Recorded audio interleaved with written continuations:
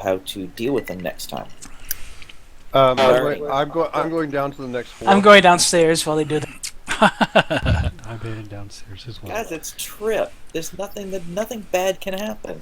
Before he does that, I'm going to do a scene perception check to see if I can see where those giant fire blasts came from. Sure. If you want to, both of the rogues, you can give me a dexterity traps test. Okay, Dave, can you put me downstairs? Sure, yeah, I'll just say that you're I downstairs. am waiting right outside now. the tower. Dave, I'm not doing anything on the trap. I'm just trying to physically see if I can see where the explosion came from. Mm-hmm. Yeah, that's what I'm saying. Give me a dexterity traps check. Both of the rogues. 3d6, Wasn't it? 3d6 plus dex. Nope. Well, there's mine. Okay. Let's see. Martin, yeah, actually, that's good enough right there. Martin, you notice that these 3 plates are actually in the process of resetting themselves, and it seems like you can hear out. You can hear that there is a sort of like a clicking type of sound that you hear. And you can definitely tell that this is spring activated. And the conclusion that you came up with is you'll have several minutes before these traps reset. However, these things will not explode. The pressure plates have to actually be suppressed. Alright, well, I don't know if there's still stuff on the pressure plates from the last time we threw them, but I'm going to kick all that off. Yeah, whenever you went up to inspect them and everything, yes, it definitely... You got everything off of them.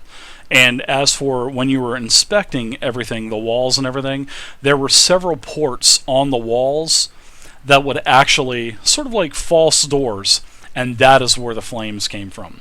And you notice that there were about 12, 6 on each side of the tower's walls that had these ports. So it just jettisons fire into the room from all directions. Mine was just looking around the room to see if there was anything that I could see that he didn't see. Yeah, I'm not gonna touch the plates. Yeah. And you think that it's some kind of combustible gas because these ports, especially the ports, there's 4 larger ports that are under the actual lit sconces, and these torches are still lit as well. They actually survived the blast and they weren't put out. So, I mean, it's actually kind of an interesting trap. This is something that you've never seen before. Is there anything we can learn without actually physically touching the traps? You've learned pretty much as you can learn. Okay, I'm gonna go downstairs. Good, guys. You should learn to see if dancing sets off the traps. Nope. Nah, you know what? My curiosity has been satisfied. All right. So I guess you guys are traveling back down to the bottom floor of the tower? Is that the top floor? The main floor. Yes, the bottom floor, the entry level floor. We didn't happen to see any loot up there from anywhere, huh? No, but if you did, it was probably blown to smithereens. You annihilated the Just saying. So you guys are back on the bottom level of the tower at the main Can I go ahead and point. do a listening check on the store again, see if anything's changed? Mm-hmm. That's perception? It is perception. Hearing. Smelling, if you have smelling as well.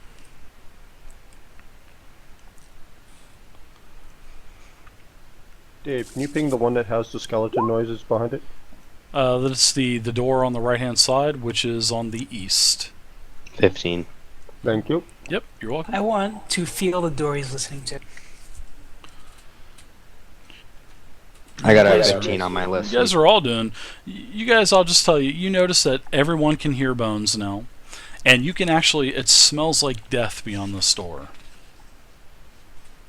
I tell everyone to back up. I'm going to go through first because I can't trust 2 rogues. Does the door feel warm? Is it vibrating or something? Well, I want to check the door and see if there's any traps or any sort of mechanisms that we need to worry about, since obviously the other door, it didn't matter. This door, it might. Okay. Give me a dexterity traps check. You're pretty confident that there is nothing, no traps on this door. I see everybody's backing up. That's pretty awesome. I love it. It's fun to see tokens moving back whenever a rogue walks up to a door. I just kind of stand up. It's like, guys, really? It's hey, what's not up, Marius? that bad. Thanks for not joining tonight. surprised. Yeah, so the door is unlocked. Seriously, I don't need to move that far back. It's not like I'm gonna blow something up again. Pressing myself flat against the wall. Click, click, boom. I make myself as small as possible. I'm gonna hide I behind didn't this say I door was over gonna here. open this thing. I just was checking it for whomever wants to go through it first. Who said they were gonna go through first? Oh, me, Kodojo. Kodojo, man, No, he's you have fun. got the shield. Okay, Oops. so what I'll do is I will work with him, and I'll check whatever side the hinges is on, and I'll kind of give him the nod, like, I'll crack it open a little bit so that you can keep your shield, and you can be all like buff meat shield stuff, and not have to. You don't have to handle the door. I'll handle the door. I'm gonna stand. I'm gonna ask them to crouch down. I'm gonna stand behind both of them with my bow drawn. Well, I'm a dwarf. I'm already shorter than you, so. All right, so this door on the west wall, as you traveled up the staircase, it went in a northerly direction. So the staircase basically went around the wall like this, as I'm pinging. Now, you open up this door, Kodojo, and you see another corridor. This corridor goes the opposite direction. And it follows the wall. Well, of course, on the outer side of this wall, it travels to the south. And it is a staircase leading up. And you Is can it tell dark? that... No, it's actually, it's lit. And you can see several small portholes out the side of the walls. And you can see, the forest, and you can see back into the small town of Greenthorn once you get, to a certain point. Now, you notice that this staircase travels up a little bit, actually at a much steeper angle than the exit in this room to the west. So it seems like you're ascending higher up into the tower. So a third floor. I would presume. And there is another door. Exactly Okay. like all of the others. I motioned for AmenIsis to check it real quick. I still have my bow drawn behind them. Okay. Have we moved up the stairwell? You have. Mm-hmm. Yep. Okay, so I'm just keeping alright. you here. I don't have a stairwell map. That's cool. Okay, I'm gonna check the door, check the next door for traps and anything that looks like it might hurt us. Okay. Yeah, I love detail on maps, but I didn't get that detailed. Maybe next time I might do that. I might actually have like an inner tower with the rooms, and then I'll have the outer walls with the corridors and stuff. I think that would be pretty cool. I might do that next time. Thanks for the idea. So, all While right. he's busy doing that, I want to cast rock armor on myself. Rock armor! I had to do that. Sorry. Oh, sorry. Yeah, you cast rock armor. Who is this? Werdd? Word. Okay, Werdd up. I Said figured it it gives was you. me 4 armor rate. Yep, that sounds good. You've got rock armor, and I'm going to put the... There's like a armor symbol. There you go. Oh, nope, that's not the one that I want to use. Ah, there it is. You have the rock armor symbol on you. So that is to remind you that when I attack you, don't forget to add in your rock armor bonus. So, all right. God. So you guys ascend up the stairwell, and I'm going to take you to the next room. Well, not yet, but actually I'm going to just go ahead and give you the description of this room now. As you check the door, AmenIsis, you determine that that the door is actually unlocked. And you open up the door. Kodojo walks in, charges in. You notice that this is another identical 35-foot circular room. You notice that there are several intact bunks along the walls that indicate that it was once a barracks. You also notice in the northwest corner of the room, there are several barricades blocking another door. You also notice several smashed chests and other debris that litter the room. Gold. And it looks like this place has I definitely tell him been not to sacked. move. Then, as you walk in, you smell death as you enter the room. And when you enter the room, there are 6 skeletons that rise from the floor. 3 of them are behind the barricades that were hiding that you didn't initially see, and 3 of them are now charging towards you. Let's roll initiative. Okay, so you guys want to roll a 3d6 plus your dexterity. And if you have the initiative focus in the dexterity box, then that means that you get to add dex plus 2. So it would be if you have 2 for dex and you have initiative, then it would be plus 2 plus 2. But if you don't have initiative, it's just plus your dex. So, all right, everybody go ahead and roll. It would say initiative. It doesn't. The X means armor, right? Not initiative. No. The X means that is a primary stat for your class. If the little box doesn't have an X, that means that is a secondary class. Because in Dragon Age, there are 8 stats, and all 3 classes, the mage, rogue, and mage, each have 3 primary stats and 5 secondary stats. And the primaries and secondaries are different for each class. So, all right, so this is what you see. You see that the skeletons, as everybody bursts into the room, you notice, this is looks like to be a barracks. You see debris on the floor. You also see a skeleton that is basically shackled and pinned to the wall to the east, and it appears to be holding something as well. So, we've got initiative. I'm going to roll 1 initiative. Well, actually, I'm going to roll several initiatives, and I'm going to place these in the tracker. So I've got that skeleton, that skeleton. Wow, you guys are outnumbered. Man, you guys might be in trouble. Okay, so who has what role? Start with my 14. And who's my 14? Martin's. Martin, okay. Werdd has a 10. 16. Hold on, one at a time. It takes me a second to get these in here. Alright, so I'm going to put you guys to the side. What about Kodojo? What do you got? 15. Mildegar is 8 for Sanford and Son. Sanford and Son is an 8. What about you there, AmenIsis? At a 16. Nice roll. Everybody's got nice rolls. Sanford and Son, it looks like you may be the caboose. And what about you? Word up! 10. Alright. Word probably thinks I'm crazy. Every time I say his name, I say, word up! I get it. I know the song. Yeah, I'm sure you do. Alright, so looks like skeletons are it's kind of even, looks like. Alright, so the skeletons are charging towards you, and this skeleton is going to go ahead and go first, which is the skeleton on the left. He lowers his bow at one of the party members, and he targets... I love randomness in my opening rolls, and Sanford and Son, he lowers his bow and aims right at you and attacks and launches the arrow.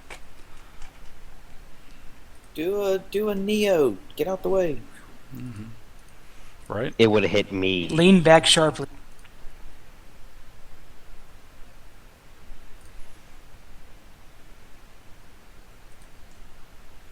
Alright.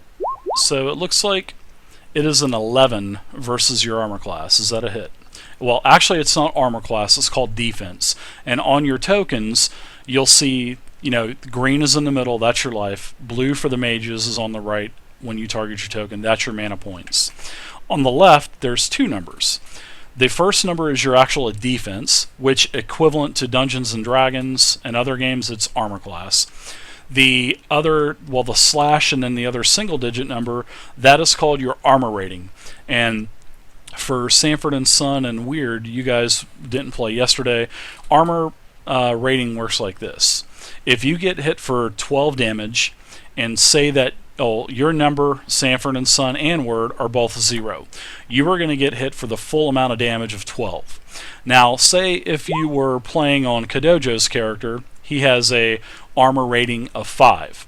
Now, seeing that he took 12 damage, his armor rating, which is the armor he's wearing, would actually absorb 5 damage. So instead of 12, he would take 7. So that's how armor rating works in this game. Armor classes are much lower in Dragon Age, so there's a lot more hitting, but there's a lot of absorption in this game, unless if you're a mage. Then you kind of get screwed in that aspect. So, but there you go. I think it's a great system. I think it's fair as well. So there's no hiding behind 21 and 22 armor classes at level 2 and 3 as a paladin and warrior and stuff. So, all right. So I see that you have a 12 armor class. The skeleton launched the arrow, and it barely just misses your head. I mean, you see this. You follow this arrow, and you turn your head, and it hits the wall behind you. It hits the bunk and lodges into the bunk. So this skeleton has gone. AmenIsis, you are up now. I yell at him. Thank him for the haircut he gave you. He saved you some money. Save 15%. Okay, I was Thank you, looking at Marius. my character sheet thing, and This it is my says makeshift tower that my I made. short bow is the same as my short sword, correct? Let me take a look at that with you. Let's see. So Yeah, it is. I think it is. Well, It's you're gonna 1d6 use. plus 5. Well, if you're gonna use your bow, then you're gonna do Dex as your modifier. It's supposed to be perception, but I house rule dexterity because that's just I'm used to every game I play. Any ranged item is a Dex bonus. So yeah, do a 3d6 plus your Dex. But if you have the bow talent, well, the bow skill, you would add an additional 2 as well. But I don't think you do. So. No, I don't. It's almost it's the same numbers as my short sword. Gotcha. So I would do the roll to hit first, right? That's it. 3d6 plus Dex. And that is a 15. And which one are you attacking? I need to know which one you're attacking as well. I am going to aim for the one in the archer in the center. Okay. Sounds like a winner to me. Like in the back, yeah, that one. And you hit him. And go ahead and roll damage, and he has a 0 armor rating, so you'll basically do full penetrating damage to him. Because he has no absorption whatsoever. Sort of like our mages. Obviously, it has nothing on because he's a bare-bones skeleton, so... It's not true. I have rock armor. Oh, yeah, So you what got would I rock armor. roll? What would I roll for damage again? 1d6. Does it say on your sheet, or is the bow something you picked up or something? 1d6 plus 5. 1d6 plus 5. That's Yep, okay. there you go.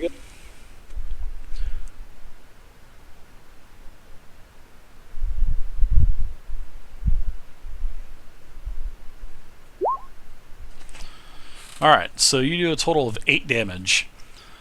Yeah, you've definitely you've rattled, no pun intended. You've rattled this skeleton. Alright, guys, once again, I'm handling my stuff. Y'all get busy. Alright, so now we got some skeletons up now. The skeleton in the middle of the room in the back, he's going to launch an arrow as well. And he's going to fire at Kodojo. And he has a 17, and he misses. He doesn't have any kind of stunt points. So you'll know, actually, Werdd and Sanford, look up at AmenIsis' last attack, how it says 1, 4, and 6. You'll notice that he's got 3 different numbers. Now, in Dragon Age, you roll 3 dice. 2 of them are white, and 1 of them are red. The red dice is called, well, the red die is called the dragon die. And the dragon die acts for like crit. We'll just call them crits, but they're called stunts. So if you guys have played D&D, I'm trying to kind of, make it easier for you guys to understand, to compare it to. So there's no crits in Dragon Age, but there are stunts. And say, AmenIsis rolled a 1, a 4, and a 6. That means that he did not stunt. Now, if he rolled a 1, we'll say that he rolled a 6, a 4, and a 6. That means that he has doubles. Well, that's sort of like a crit, but that's called a stunt in Dragon Age. And so, therefore, you would look at the dragon die, which there's no way to distinguish a red die because we don't use the 3D dice or anything like that. So the first die is always the dragon die. So if it was a 6-4-6, that means that he would stunt, and he would have 6 points because that first die was a 6. So you have 6 stunt points to spend. Now you'll notice that there are combat stunts and spell stunts. So if he did, melee and ranged use combat stunts. So you would open up the combat stunts, and you can spend 6 points. So lethal blow would do an extra 2d6 damage, so that would cost you 5, and you would have 1 point. So you could do like a rapid reload, which would immediately load your bow, so you would not have to use your minor action the next round to launch another arrow. So that's what the stunt system is like. It's sort of like a crit system, but you can do all this different stuff.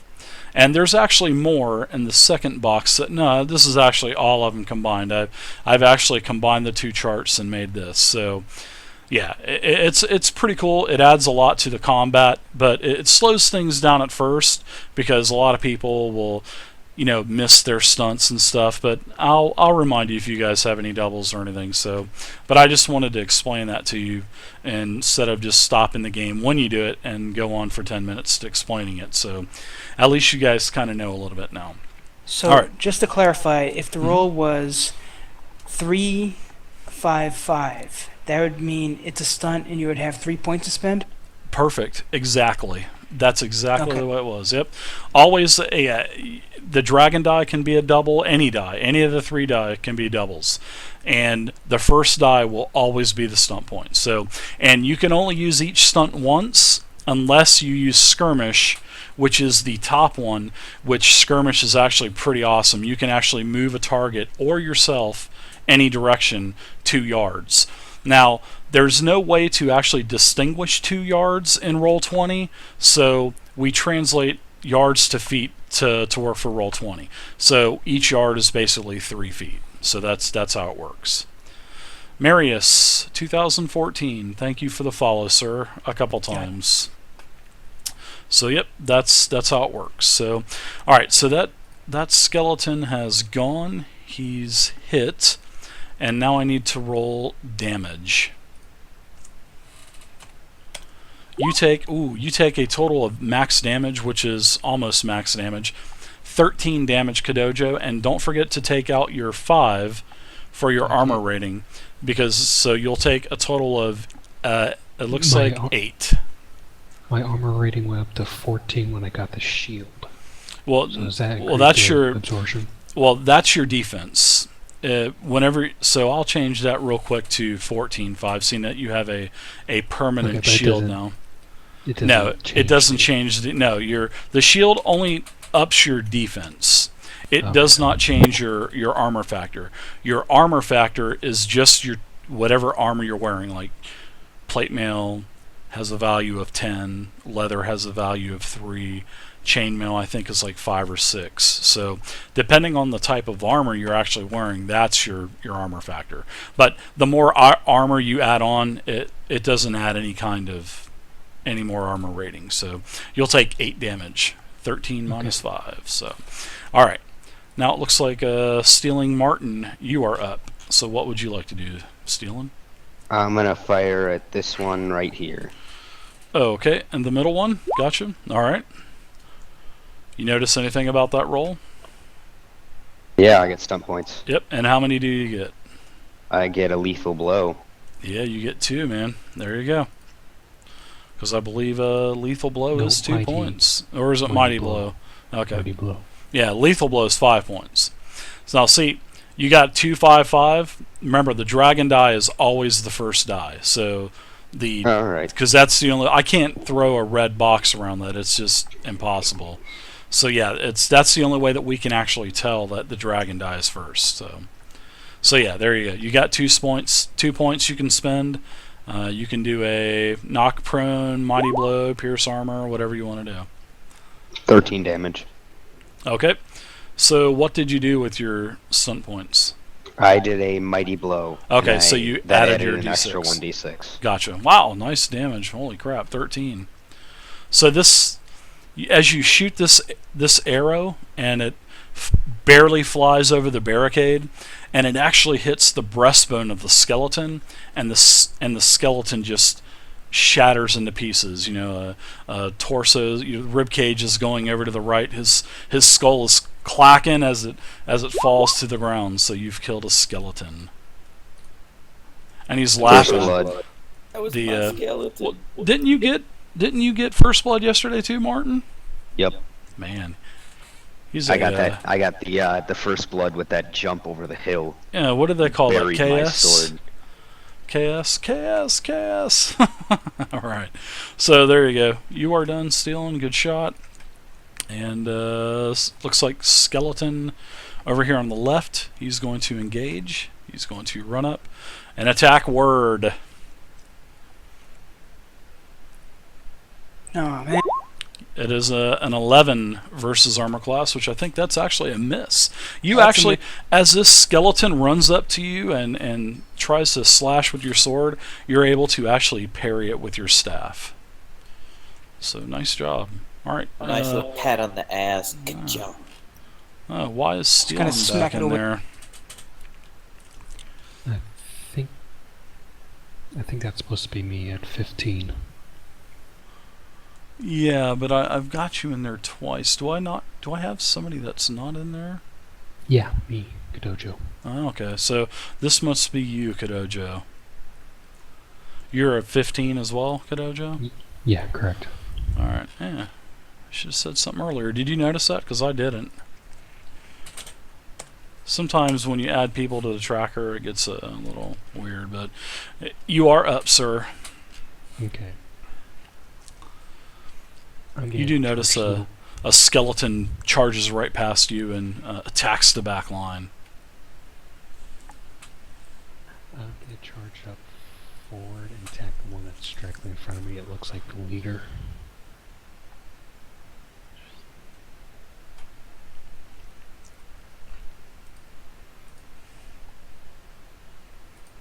Okay.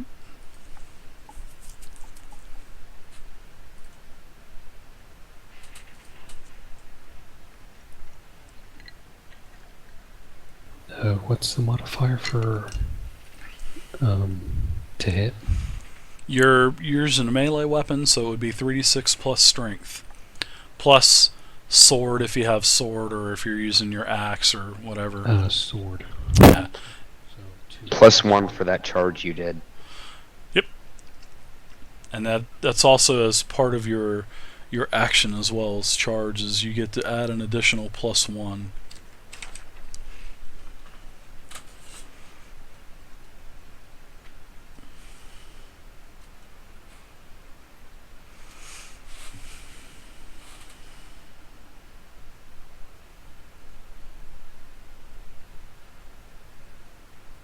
That is a miss. Oh, that's a hit, actually. I was looking at the wrong roll, so yep, you definitely hit. Roll your damage. what's damage for sword? Let me look it up. Anybody got sword on your character sheet real quick? I have short sword as 1d6 plus 5. Okay, there you go. 1d6 plus 5. So 1d6 plus 5 plus strength. Come on, show him who's boss. Nice. Yeah, the arm of this skeleton fell off as you hit it. It chopped right through the arm and took out several of his ribs as well. This skeleton's definitely in pretty bad shape. Was that the sword arm? I said no, it was the other arm. Alright, so Kodojo, you are done. The skeleton is dead. That's which turn it is now. Alright, the skeleton is going to actually charge into Sanford and Son and attack. Wow, horrible rolls tonight again. A 9 versus armor class, and that is a miss. So it looks like Werdd, you're up now. Werdd up! The skeletons Word's up. have done 0 damage. Yeah, they're really sucking. 8 damage to me. I'm gonna cast Mind Blast and drop it between the middle skeleton and the top middle skeleton, so it hits both of them, like between them. All right. So I think your target number is 12. So roll a 3d6 plus your magic to make sure that it's successful.